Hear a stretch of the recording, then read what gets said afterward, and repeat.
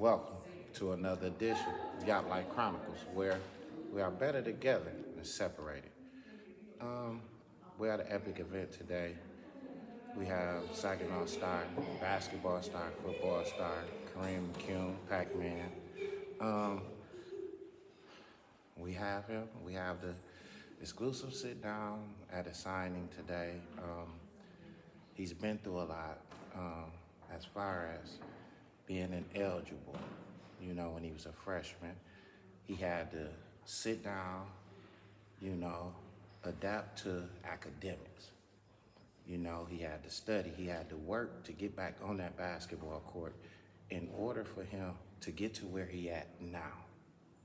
We want to talk to him today, we want to talk to his mother today, and we got his father here. So, everybody want to introduce yourself? Tanisha, Kareem's mother. I'm Karim McCune. I'm Karim McCune Senior. All right, and we want to talk to Tanisha about the day you had Kareem, because we're here at a signing because of you. We're here at a signing because of you. None of this would be possible without your mom. So I just want you to take us through the day when you had Kareem. What was that day like? All right. Well, first off, he was a day late. He came a day after his due date. And it went, a nice little process. He didn't put too much on me when he was first born. He came on up out of there. And he was just such a he was a humble baby. Okay. A lot of people talk about how humble he is now, but even as a baby, he was so humble. He didn't cry a whole lot at first, even though when he was first born, he was a little stubborn, so he had to have the doctors and stuff around, and his dad wouldn't let nobody hold him for like 16 hours, and but outside of that, just born into the world, just gifted, Right. born Right. into the world, gifted. Your most special moment, one of your brightest days. Yes, yes. And I know you had a lot of expectations, a lot of hopes, a lot of dreams, a lot of aspirations for him. Definitely. So when did you? Because I seen you dunking. They're picking you up dunking when you was 1 year old. Yeah. Who bought you that reel, man? You got him that reel at what? Yeah, and his daddy, yeah. You got him that. Y'all got him that reel We at got a what? video of him getting his first basketball rim. We bought him a basketball rim, his first basketball rim, and he was lifting up, dunking on that little old thing. So what elementary did you go to? I went to Saginaw Prep, then I went to Carlton. Then you went to Carlton. Then you went to Saginaw High. Yeah, well, I went to Saginaw Prep from kindergarten to first grade. Then I went to Carlton all through the rest of the elementary, and then in middle school I went to Bridgeport, and then I went to Bridgeport for my little freshman year. Then I transferred to the high. Okay, so when you was a freshman at Bridge, okay, before we get into that, I wanted to ask you, when was the first time you decided that you liked football? My 11th grade year. Well, I actually played when I was in elementary for Carlton. In 5th grade, I played for the we had tackle football, so I played with them. And So football as athletic talent came for you later on down the line. Yeah, it just came like last year. But you've been playing basketball since Did you actually knew that you was gonna be as good as you are at it at football? No, I didn't. I was just playing just because it was COVID going on and there was nothing else to do. So I was just playing just to play. So it's kind of like you catch on to things pretty fast, huh? Yeah. When you just all having fun, just playing, it becomes a sensation for you as to where it can be success. You can become successful in because now we at your football signing, and you've been doing it since when? Just only my second year. I did 2 years of varsity football. I only played football in high school for 2 years, And he has a college signing, But we know your dream is to play basketball, is it? Yeah, I mean, my root, I always dreamed to go to the NBA and all that, but at the end of the day, I just want to make it or whatever. Right. And football looks like it's gonna be more. I got a better chance with height wise and size. So yeah. Will you be trying out for basketball? Well, they want me to, so I don't know. I'm probably just have to see when I get down there. But they team want me to come out and play, so I don't know yet. All right, let's talk to you a little bit, Dad. How was it raising him, man? You know what I'm saying, as a man, and knowing that you got your gift, you got your child, you got your son, and how important it is for dads to be there for their son. Yeah. You know, can you talk to us a little bit about that, man? How important that was for you to just be in his life, man, at a young age like that? Yes, I mean, at a young age, when he was first born, before he was born, when I knew I was gonna have a child, I know I was gonna be in that child's life. You know, I am. But and it's important for us to have fathers in our life, father figures. You know, keep them on the right track. But growing up, you know, he was a good child. You know, it was kind of easy raising him because he really wasn't. He was good. He just was real curious, you know. Right. And real motivated. He just wanted to do everything. So when was the first time, man? Can you explain to me the first time, man, you took him out, man, just you and him in the basketball, man? When y'all went out to the first hoop court, first rim, man. Can you remember? Ooh, I'm trying to think. The first one, for sure. Well, the one we went to the most, I don't know if it was the first, was at Bridgeport Middle School. Okay. Yeah, he used to go there a lot, you know. He used to shoot, you know. Then he couldn't reach the rim, you just have to pick him up. Then he finally started shooting. He was able to, you know, hit the rim, make a few shots. And he used to try to dunk, you know, and then the last step at that park was him dunking, you know. That was the last big moment there. Yeah. How did that make you feel? Yeah, it felt real Man. good. I was happy for him. But Yeah, you was more happy than it was. Yeah. Right. I was trying so many years. I kept on going up there every year. I was getting closer and closer. Yeah. So did you ever wear any leg weights or anything, man, to work on them calves, man, to give you that bounce that you needed, man, to get up there? I mean, no, but I was on BV Hill though. Oh, that hill, That's what got me yeah. right. I was like doing like weight vests going up it, parachuting, resistant bands, backpedaling, carrying weights up it. Yeah, that's the BV Hill that got me right. And I also, as I was watching your mini documentary this morning, I see that did you produce that on your own? Wow. The man right here. Yeah, So listen, we got a NFL player, a college player, and I mean, you know, production, and you know, so it's a lot of things in the work for them. You know, I see that y'all see it much further than just him playing football. I wanted to talk to you and your dad about the business, because now he's going where he can be marketed. Yeah. He could be made money off of. How important is that, man, for you to be right there at each and every contract signing, for contracts to be read, you know, read clearly, you know, so no funny business or, you know, he don't sign into nothing as to where he regret down the line. How important is that for you to be there? Yeah, it's very important. I'm gonna be there every step away with that, because I've done seen a lot of athletes, you know, get their money mismanaged, sign bad contracts, or people just, you know, taking advantage of them, and they don't know till further down the line it's too late, and having their money gone, and they don't know where it went. Exactly.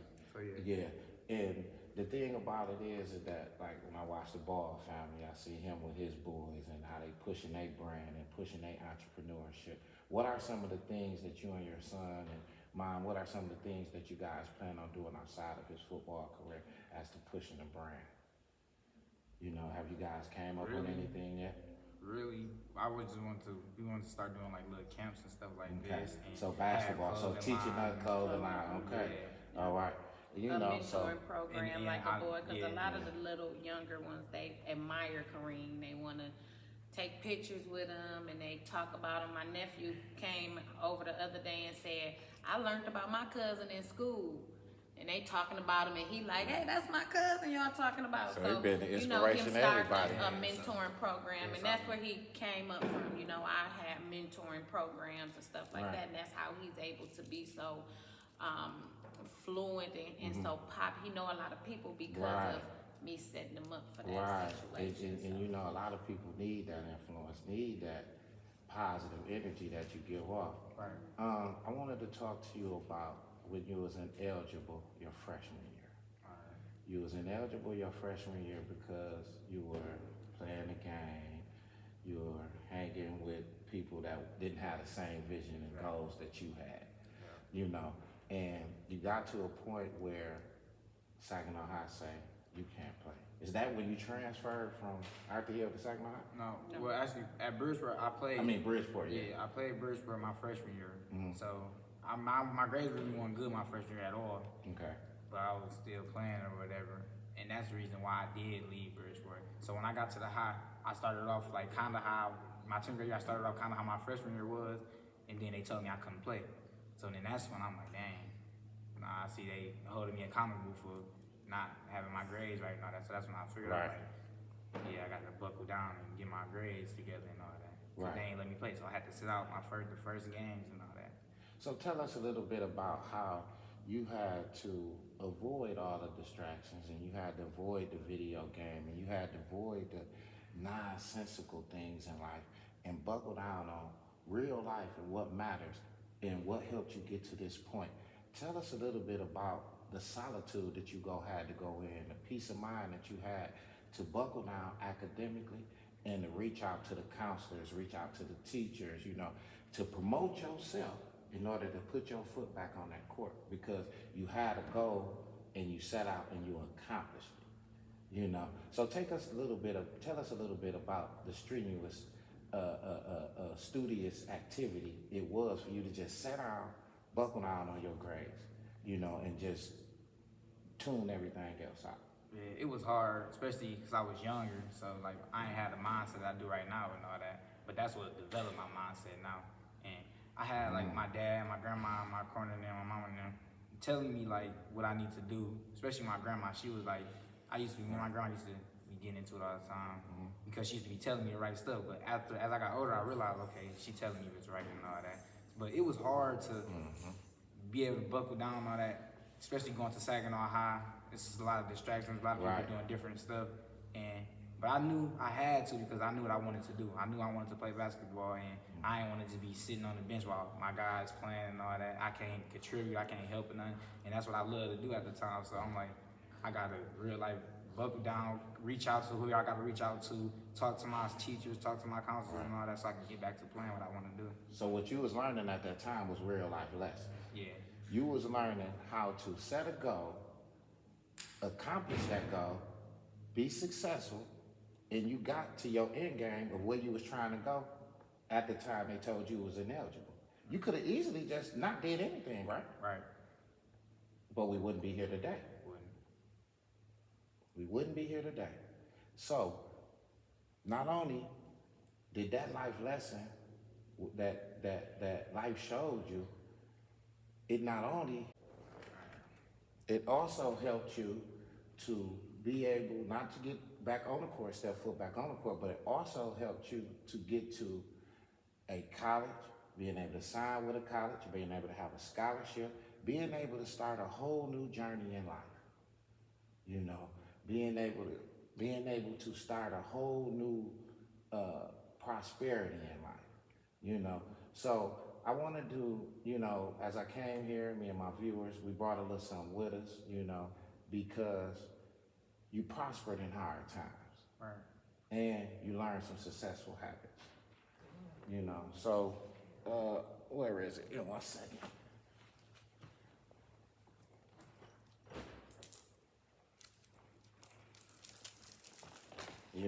We came.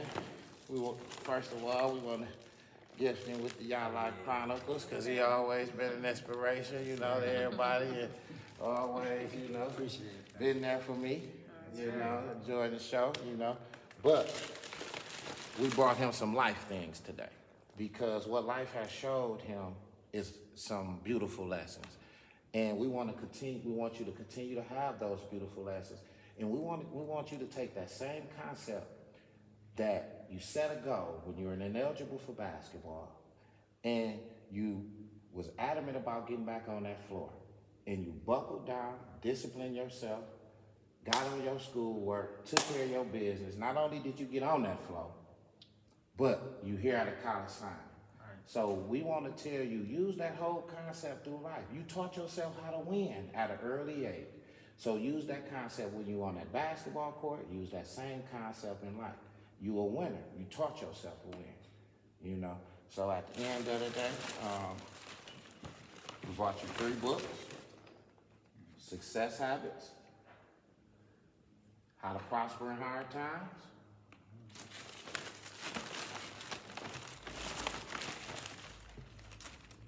and a dictionary.